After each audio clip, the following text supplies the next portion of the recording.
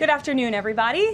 Thank you for being here today. We are going to get to my remarks and Q&A as always, but I do have the FBI director with me here, Kash Patel. You all know him well, and he's here to provide an update for you all with respect to China. As you know, President Trump had a very successful meeting on his trip to Asia with President Xi, where they discussed the need for China to crack down on fentanyl production and distribution, which ultimately makes its way here to the United States of America. And the FBI director recently traveled to China following President Trump's meeting to meet with his counterpart in Beijing, and he has a really positive announcement for the American people to share. So the president wanted me to bring the FBI director out to share that with all of you today. So Kash, please, thank you for being here. Thanks, Karoline. As Karoline mentioned, we have some tremendous news thanks to President Donald J. Trump once again for the American people. As soon as the President of the United States took office, he issued a mandate to rid America of the scourge that is fentanyl, a drug that has killed hundreds of thousands of Americans. Thanks to his leadership and direct engagements with China, we set up a framework to execute that mission 8 months ago. Attorney General Bondi immediately thereafter took steps to engage her counterpart in China at the Ministry of Public Security. Pursuant to their direct discussions, as the FBI director designated to run counterpoint on this, along with the Secretary of State Rubio and Ambassador Perdue and the team here at the White House, we set forward a path to implement the policy needed to crush the plague of fentanyl. Deputy Attorney General Blanche and our teams have been hard at work ever since, ultimately culminating in my trip to Beijing last week. This was only possible due to President Trump's historic engagement with President Xi just a few short weeks ago that set the stage for today's announcement. At that meeting, the leaders reached an agreement.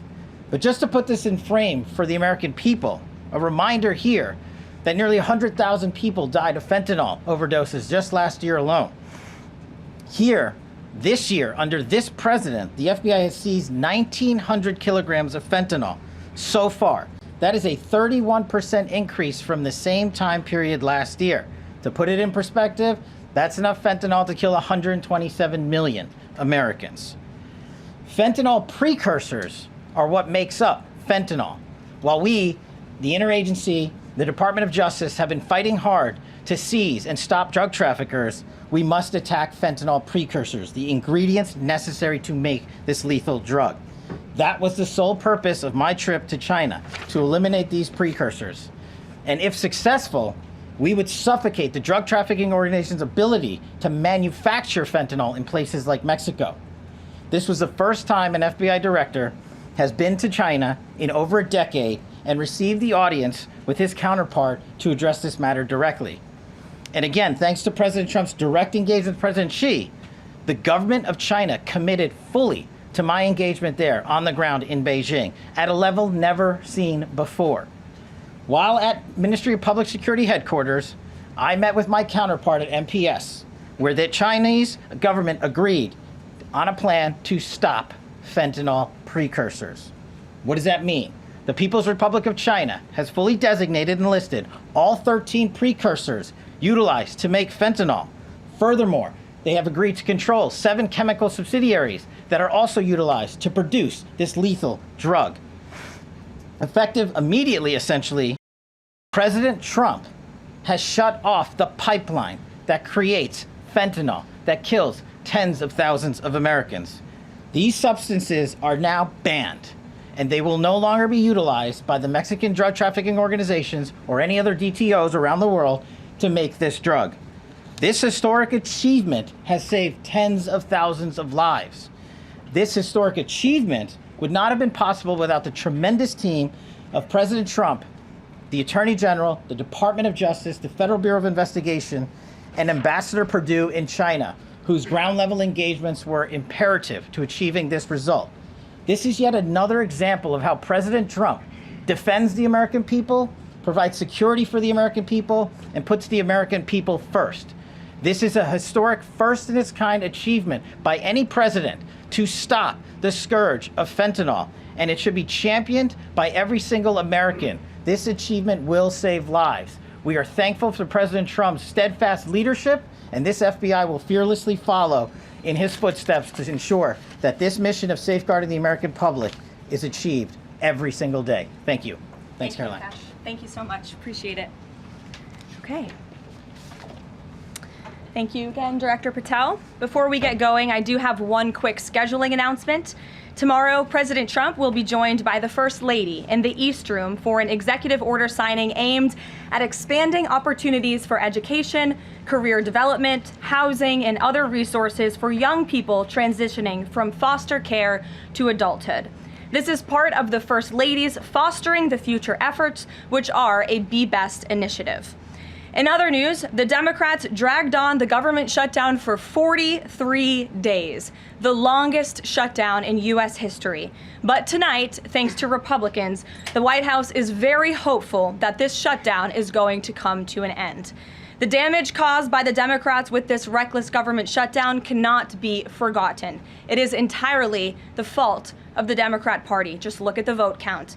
Hundreds of thousands of federal employees have missed their paychecks. Tens of billions in wages and benefits were withheld, impacting vulnerable families. Millions of low-income Americans missed their SNAP benefits. Nearly 20,000 flights at airports across the country were delayed due to staffing shortages, causing Americans to miss family events, vacations, and work obligations. According to Airlines for America, an estimated 5.2 million travelers have had their flights disrupted over the course of the Democrat shutdown. And our economy has lost billions and billions of dollars in economic activity over the course of this shutdown, hurting consumer sentiment and crushing the travel and hospitality industries. According to a CBO estimate, the Democrat shutdown could end up decreasing fourth quarter economic growth by 2 whole percentage points. The Democrat shutdown made it extraordinarily difficult for economists, investors, and policymakers at the Federal Reserve to receive critical government data. The Democrats may have permanently damaged the federal statistical system, with October CPI and jobs reports likely never being released. And all of that economic data released will be permanently impaired, leaving our policymakers at the Fed flying blind at a critical period. It's hard to recap all of this without asking a simple question: why? Why have the Democrats put the American people through this pain for 43 days in a row? And it feels like Groundhog Day being up here again talking about this Democrat shutdown. And the answer to that question is pure partisan politics. They started this shutdown with a ridiculous demand to force taxpayer-funded healthcare benefits to illegal aliens who broke into our country. Even after it was clear President Trump and Republicans would never force American taxpayers to pay for free health care for illegals. In fact, President Trump's One Big Beautiful Bill fixed that problem. The Democrats kept dragging this reckless government shutdown on for weeks longer to boost their turnout in an election, perhaps one might guess. That's because the Democrats are totally captured by their far left-wing base, who only care about attacking President Trump, even if it means hurting innocent Americans in our country. The Democrats' weakness and their unwillingness to buck the fringe members of their party dragged this harmful shutdown on for 7 weeks and inflicted massive pain onto the American public. But let's be clear. The clean CR being voted on today in the House of Representatives that will lead to the reopening of the federal government is what President Trump and Republicans have supported from day one. Our troops, air traffic controllers, and federal employees will be back to receiving their regular paychecks. Families in need will get back to receiving their food purchasing assistance, and the people's government will soon be back open for business. President Trump looks forward to finally ending this devastating Democrat shutdown with his signature, and we hope that signing will take place later tonight. On another matter, I want to address the affordability issue that's received a great deal of media attention this past week, which is ironic because it didn't receive that much attention when Joe Biden was here and inflation was at a record high 9%, the worst inflation crisis in modern American history. And President Trump won a landslide election in part to address the affordability issues created by Joe Biden and the Democrats. And that's exactly what President Trump has done since day one of his administration. Since the first day in office and every day since, the Trump administration has taken aggressive action to fix the Biden-created cost of living issues. The notion that the same Democrats who just shut down the federal government to sabotage our economy, rob people of their paychecks, and also helped Joe Biden ratchet up inflation to 9%, are now suddenly affordability champions. That notion is completely absurd. And it's something only the liberal media would have the gall to push. But the reality is that President Trump and his administration have done so much to lower prices and increase the economic prosperity of the American people. And this president and his team of amazing economic advisors are going to keep working on this issue every single day. In less than 10 short months, President Trump signed the largest middle-class tax cuts in American history, including no tax on tips, overtime, and Social Security, which will guarantee that next year Americans are going to put more money back into their pockets. The president has completely unleashed American energy dominance to help bring gasoline prices to the lowest in 5 years, and we expect them to continue to decrease. And it has also lowered energy costs overall. There is more work to do, but again, the president's deregulatory and pro-American energy agenda is absolutely going to continue to drive down prices. This formula worked in the president's first term, and we expect that it's going to work again. And this is key because we know energy costs are the #1 driver of inflation. Again, just look at what Joe Biden did to our energy industry over the past 4 years of his administration, and look at what happened to inflation as a result. Everything became more expensive. To lower prescription drug prices and healthcare costs, the president has been working around the clock on this issue. He is obsessed with negotiating these good deals on behalf of the American people to bring down pharmaceutical costs and drug costs for Americans, and he has done so on a number of fronts. You have seen him discuss that in the Oval Office several times. To fuel small businesses, lower their costs, and incentivize hiring, the Trump administration has already cut 30 unnecessary regulations for every new one on the books, which we know will save employers and small businesses across the country thousands of dollars in regulatory burdens. All of these pro-Trump policies are working, and they will continue to work. Wages are rising at the fastest pace of the start of a presidential administration in 60 years. The cost of the typical new mortgage is down by nearly $3,000 per year. There's much work to do, and this administration will continue to do it. But President Trump has already made great progress in cleaning up the economic disaster that was created by Joe Biden. With that, I will take your questions today, and in our new media seat, we have Bev Turner, who works for a new outlet, a UK outlet, but based here in Washington, D.C., GB News. Bev, thank you for being here today. Why don't you kick us off? Thank you, Caroline. So the clock is ticking on the Friday deadline by which the BBC must retract and apologise for their malicious edit of the president in the documentary shown last year. The recently resigned Director General of the BBC yesterday described the organisation as the very best of society and blamed the enemies of the BBC for this outcome. Also yesterday, a senior government minister launched a fierce defence of the channel in the House of Commons, saying that the broadcaster remains a light on the hill for people all over the world. So, does the president feel that the network is taking the situation seriously? Does he believe that they've shown sufficient regret? Does this strain the relationship between the president and the prime minister? And given that the organisation is publicly funded, is the president prepared to bankrupt the BBC in his pursuit of truth and justice? Well, thank you, Bev. There's a lot of questions in one there. I will say I know the president has a very good relationship with Prime Minister Starmer. You have been there, you've seen them in their interactions, you've questioned both leaders in your time joining us when we've gone to the United Kingdom a few different times now. However, he has always been very frank when he disagrees with leaders, even whom he has a good relationship with. And the BBC, being a fair news organization, is definitely an outlet I think these two leaders would disagree. The president has made it very clear that this is a leftist propaganda machine that is unfortunately subsidized by British taxpayers, and he thinks that's extremely unfortunate for the great people of the United Kingdom and Great Britain. And I think that the president was deeply concerned by the editing, the purposeful and dishonest editing of his speech that was so clearly fake news, and he rightfully dubbed that term many years ago, and this is a classic example of that. We see it in the United States all the time. We see it now in the United Kingdom. As you know, the president's external legal counsel has filed a lawsuit against the BBC.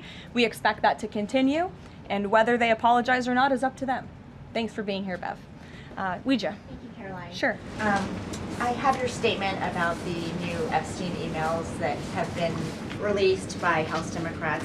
Separate from why you believe the emails were made public, can you address their substance?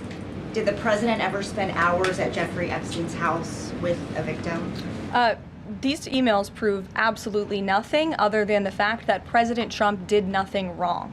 And what President Trump has always said is that he was from Palm Beach, and so was Jeffrey Epstein. Jeffrey Epstein was a member at Mar-a-Lago until President Trump kicked him out because Jeffrey Epstein was a pedophile and he was a creep. And this email you refer to with the name of a victim that was unredacted now and has since been reported on in this room, so I will go ahead and say it, Virginia Giuffre. And it was CBS's own reporting, Ouija, that recently wrote that Miss Giuffre maintained, and God rest her soul, that she maintained that there was nothing inappropriate she ever witnessed, that President Trump was always extremely professional and friendly to her.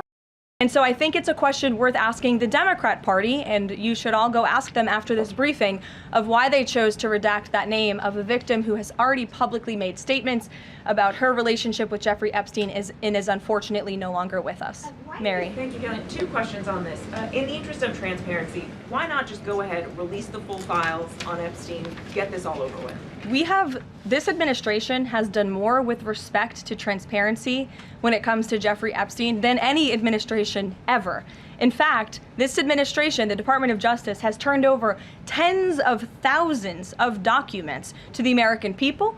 We are cooperating and showing support for the House Oversight Committee. That's part of the reason you are seeing these documents that were released today, because of the House Oversight Committee's and Republicans' efforts to get these out to the public. This administration also moved, the Department of Justice also moved to unseal grand jury testimony, which we know, unfortunately, a judge declined those requests.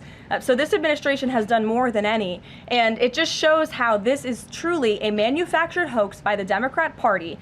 For now, they're talking about it all of a sudden because President Trump is in the Oval Office. But when Joe Biden was sitting in there, the Democrats never brought this up. This wasn't an issue that they cared about because they actually don't care about the victims in these cases. They care about trying to score political points against President Trump, as we have, of course, seen with this government shutdown. And this entire thing, again, it's not a coincidence to the American people at home. There are no coincidences in Washington, D.C. And it is not a coincidence that the Democrats leaked these emails to the fake news this morning ahead of Republicans reopening the government. This is another distraction campaign by the Democrat and the liberal media, and it's why I'm being asked questions about Epstein instead of the government reopening because of Republicans and President Trump. But given your interest in transparency, Karoline, why are White House officials then meeting with Representative Boebert in an effort to try and get her to not sign this petition calling for the release of the files? Doesn't it show transparency that members of the Trump administration are willing to brief members of Congress whenever they please? Doesn't that show our level of transparency? Doesn't that show the level of transparency when we are willing to sit down with members of Congress and address their concerns? That's a defining factor of transparency, having discussions with members of Congress about various issues. And I'm not going to detail conversations that took place in the Situation Room in the press briefing room. Reagan. I have a question about the government shutdown. Thank you. I'm glad someone does. First, on the government shutdown, the shutdown deal reverses the administration's reps, and it also prohibits more from happening until the end of January. I'm wondering if the president had input on this element of the deal, and if he's at all disappointed that's going to reverse the downsizing of the federal government that they did during the shutdown. I mean, look, I think it's about 6,000 workers total. When you look at that in comparison to the reduction in the federal workforce that this administration has done since January to get rid of the waste, the fraud, the abuse, and to reduce the size of our federal bureaucracy, we've done a lot of great work on that front, and we will continue to. But obviously, the president's main priority was to reopen the federal government and get people back to work, and that's what this deal accomplishes. There's been reports in Israeli media that the U.S. is considering building a temporary military base on the Gaza border. Can you confirm these reports? So I had a conversation directly with the reporter who wrote this article, and this article was based on a single piece of paper, an inquiry that somebody in the Department of Navy made about an idea that may happen in the future. And this reporter deemed that as an official plan and ran with a story that the United States is looking into it. I checked with the highest levels of the United States federal government. This is not something the United States is interested in being engaged in. It's not something we are currently involved in right now that we will be funding. And the president has been very clear he doesn't want to see boots on the ground with respect to what's happening in the Middle East. We've made great peace. We've made great progress with the peace plan in Gaza, and we want to continue to see that move forward. But I put a comment in that story for a reason. And sometimes we see reporters take a piece of paper like this and just deem it as official policy, and sometimes that misleads people a little bit.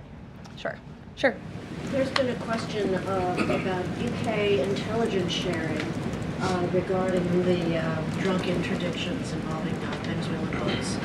How will that affect the U.S. military operation? There's been a lot of discussion about the high caliber of the intelligence that has been provided before any of these military actions have taken place. I've seen that report. Oh, hello. I've seen that report. I'm familiar with the reporting, but we don't comment on intelligence matters, classified intelligence matters, as you know. As for the Trump administration's position on our narco-terrorist campaign in the Caribbean, it is going to continue, and the president has made it very clear he's not going to allow terrorists to bring illegal drugs that kill American citizens into our great country. Sure, John. I'll go to John and then Zolan. Go ahead. Thank you so much. Trump has talked about sending out $2,000 checks to U.S. citizens. Earlier this year, he also talked about sending a Doge dividend. That didn't materialize. Should U.S. Citizens expect a $2,000 proposal? Is the White House committed to making that happen? The White House is committed to making that happen, yes. And we are currently exploring all legal options to get that done. I don't have a timeline for you or any further details, but I can confirm for you that the president made it clear he wants to make it happen. And so his team of economic advisors are looking into it. And when we have an update, we'll provide one. Dolan. You said at the top that one of the costs of the government shutdown was that people missed their SNAP benefits. Can you explain then why the administration went to court to fight the funding of food stamps and SNAP benefits? So recipients missed their SNAP benefits because the Democrats shut the government down, and they forced the administration to tap into a contingency fund that did not even fund the full entirety of this program.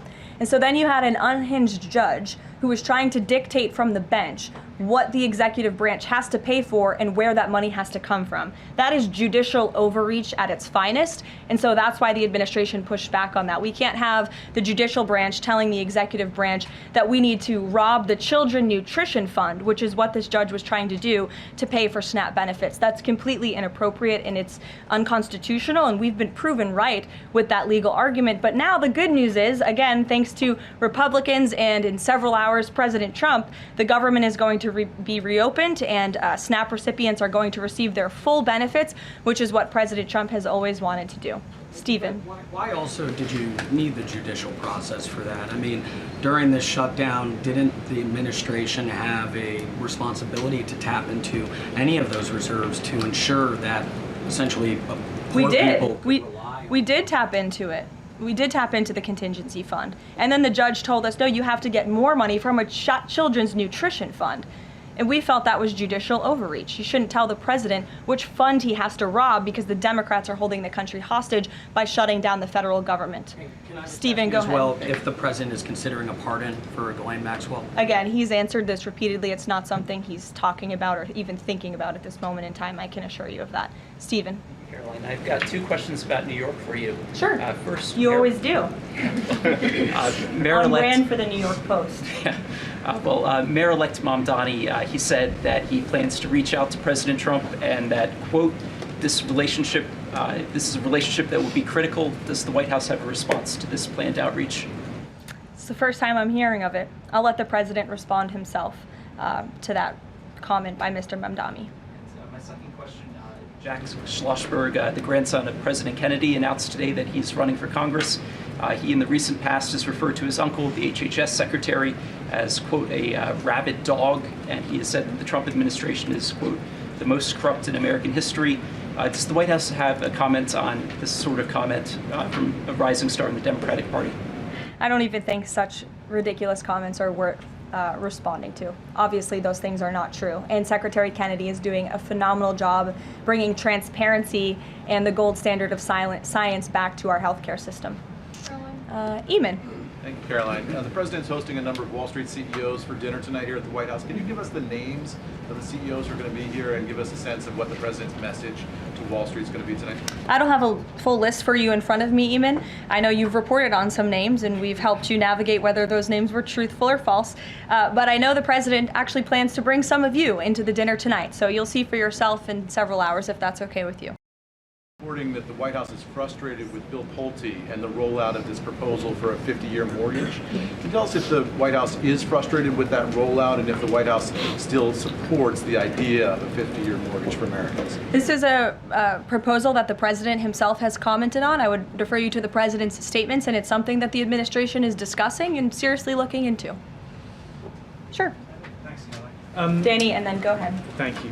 Some Democratic members of Congress have invited Britain's former Prince Andrew to testify on the Epstein scandal. I was just wondering if President Trump thinks that former Prince Andrew should indeed come and testify to Congress on that. I haven't spoken to him about that specific matter, but I can ask him and get back to you.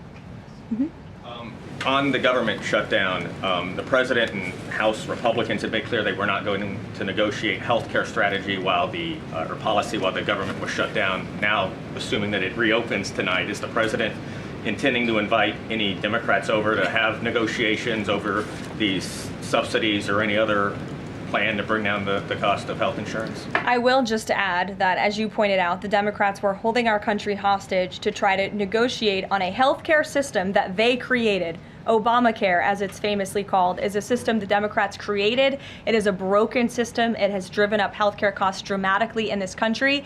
And now they shut the government down to try to fix that system they broke. It doesn't make any sense to us, which is why the president said that's a completely untenable position. However, once the government reopens, the president, as he's always maintained, is absolutely open to having conversations about healthcare. And I think you'll see the president putting forth some really good policy proposals the Democrats should take very seriously to fix, again, the system that they broke. You can't trust the same people who broke the system to fix it, and so the American people will continue to hear from the president on this issue. Follow up on the question about the $2,000 payments of tariff revenue. The president had also talked about using tariffs to bring down the national debt. Would this be in lieu of that? Like this is now the new way to maybe to use that tariff revenue? No, the president put out a statement on this clarifying he wants to do both things with the tariff revenue that he's bringing into this country. Trillions of dollars are expected to continue to pour in, and it's part of the reason that the Supreme Court case is so vital for our country's future, to restore our manufacturing industry in this country, to protect our national security, to continue to allow the president to use tariffs as leverage to negotiate economic deals that, again, are good for our national security. And that revenue can then be used for various reasons, to pay down our debt and also perhaps to give these rebate checks back to Americans, which, again, the White House is exploring the legal options of how we can get that done. Catherine, go ahead. Viktor Orban said this week that President Trump has promised Hungary some kind of financial shield. Do you have any details on how that will be structured or what that would look like? I don't, but I'm happy to check with the National Security Council and get back to you.